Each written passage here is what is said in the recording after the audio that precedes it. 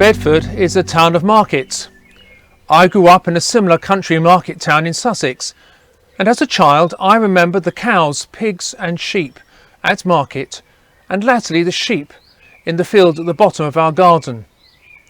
Sheep are innocent, sometimes silly, and surely vulnerable, needing the care and protection of a shepherd.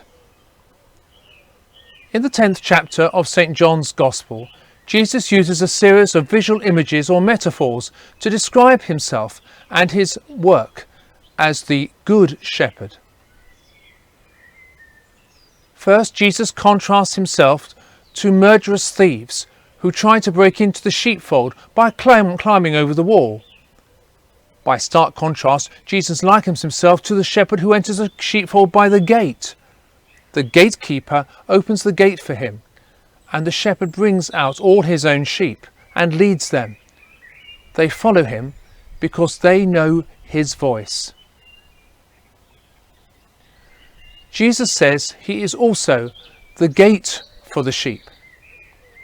He becomes the gate for us, his sheep, by dying and rising again for us. His death and resurrection is the gate through which we enter eternal life now. And God, the gatekeeper, gladly and joyfully throws open the gates of heaven to all who believe and trust in Jesus. Indeed, Jesus says he is not a hired man who cares nothing for the sheep and who runs away when he sees the wolf coming. But Jesus is the good shepherd who has given his life for us, his sheep.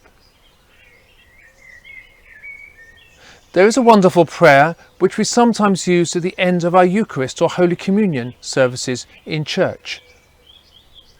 It begins, "Father of all, we give you thanks and praise that, when we were still far off, you met us in your Son and brought us home.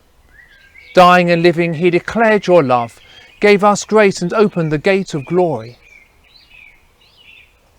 At this time, when the gates of our churches and the doors of our houses are shut against a virus which threatens us all, we may feel imprisoned and isolated in our homes.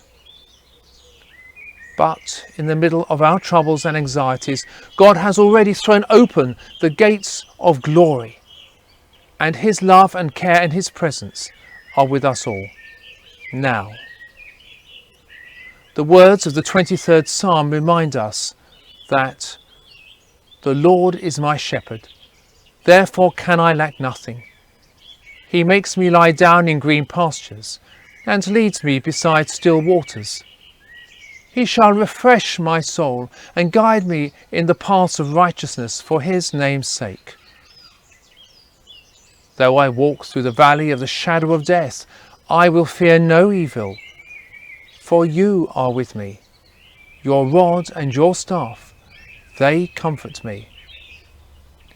You spread a table before me in the presence of those who trouble me.